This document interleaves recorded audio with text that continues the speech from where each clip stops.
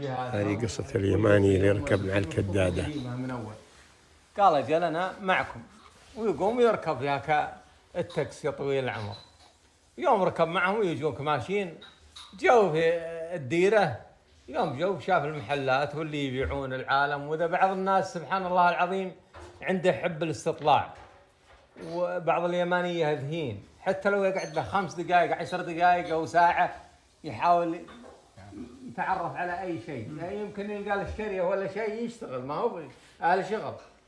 ويوم شاف له عالم ضايلين ومتجمعين، قال بروح أشوف في الشارع بين الشارعين، لأن راعي التاكسي وقف. قال اللي عنده لزوم بيقضيه انزلوا، واللي بيتغدى يتغدى، وعدكم بعد ساعة نركب ونواصل مشوارنا. المهم اليماني شاف العالم ضايلين ويجي قاطع الشارع، ويجي راعي كالموتر وينقشه وتكسر رجليه الثنتين. راعي الموتر الله العالم، أنا ما ذكرتها في القصة، الله العالم إنه حج تبطاه بشا. لا اللي صدمه نحاس، عرفت؟ فأنا ما جبتها في القصة. يوم صدمها الرجال ونحاش، طاح في الشارع، جو ناس ولقوه طايح ولا رجليه متكسرة ويشيلونه ويودونه المستشفى.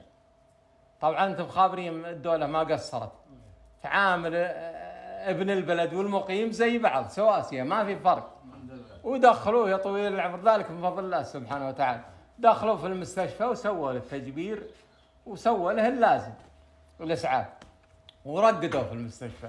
اذر في رجال شرواكم راعي خير، امه مرقده في المستشفى، ولا جاء امه يزورها. عقب ما يطلع يمر الاقسام بيشوف داخل احد جديد من اهل ديرته او جايين احد يتفقد.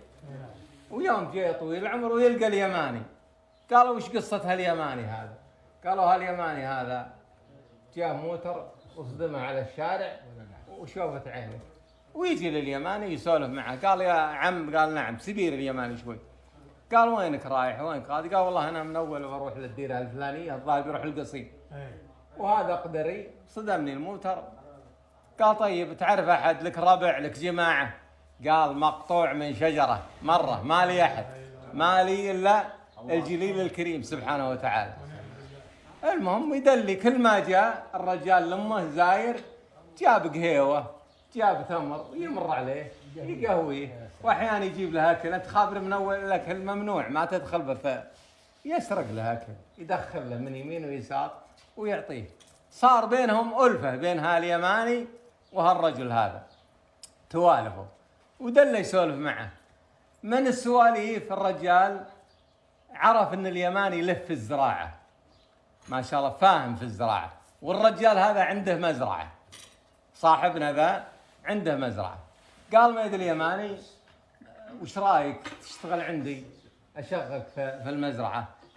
قال اللي تشوف، بس قبل يطلع من المستشفى قالوا باقي لك كم يوم ونطلعك.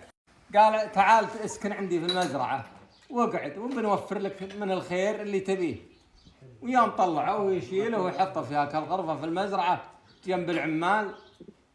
ويوم طلع سبحان الله العظيم ولا واحده من الرجلين جابرة جبر مضبوط، والثانيه فيها انحراف، واحده من رجليه منحرفه ما هي مضبوطه. يناظره قال يا الاخو، قال نعم. قال والله رجلك ذي ما ظنها بعد بتعينك بعدين، لازم لها نجبرها تجبير. عندنا ترى واحد هنا يجبر تجبير عربي، وش رايك خليه يجي يشوفك؟ قال ما عندي مانع. قام الرجال طول عمره كلم المجبر هذا وجاه، قال شوف ترى انسان رجله ما هي مضبوطه، انا اغراضي جاهزه، ابى اضرب برجله لين تنفك وبجبره على طول في الحال.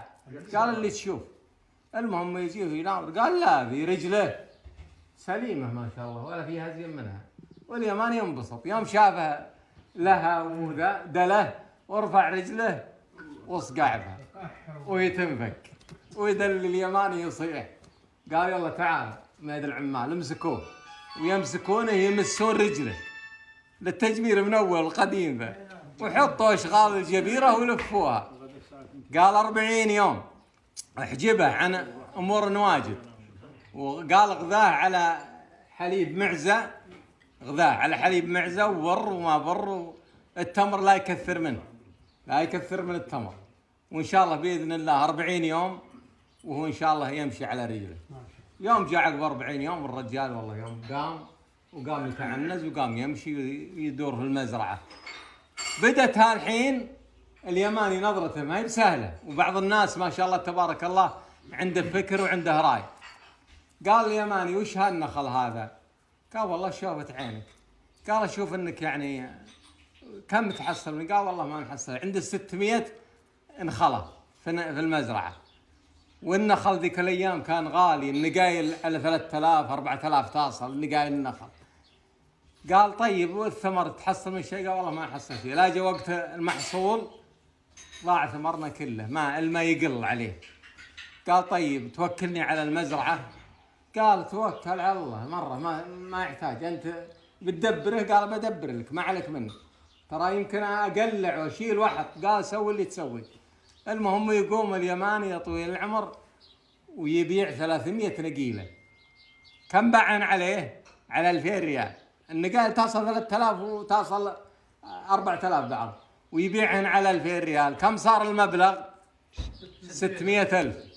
وقم يا طويل العمر وسلمها للرجال، قال هذه 600,000.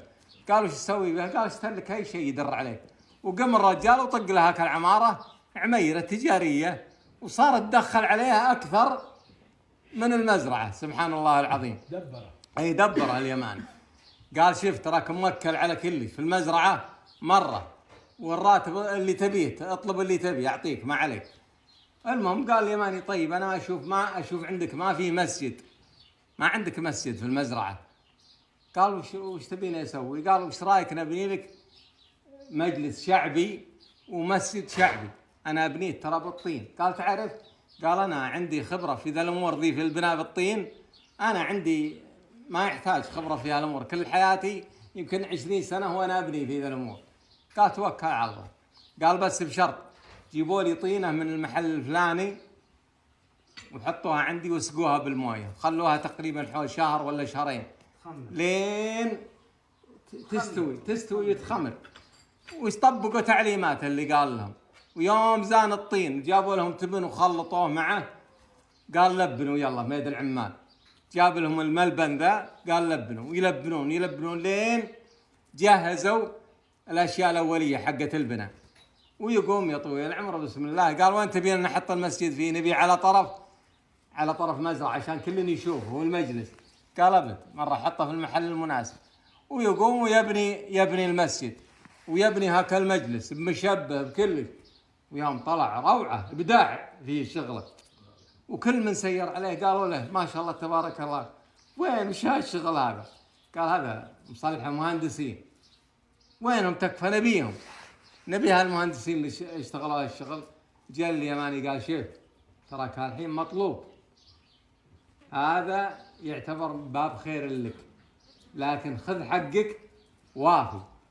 المهم سبحان الله العظيم انفتح باب خير لليماني عن طريق هالسعودي، وانفتح باب خير للسعودي عن طريق هاليماني. فانا اقول شوف فعل الخير مهما عملته ترى ما يضيع ابدا. اعمل الخير تلقى الخير امامك في اي مكان، ورب العالمين ما يضيع فاعل الخير. وسلامتكم وسلامة السامعين.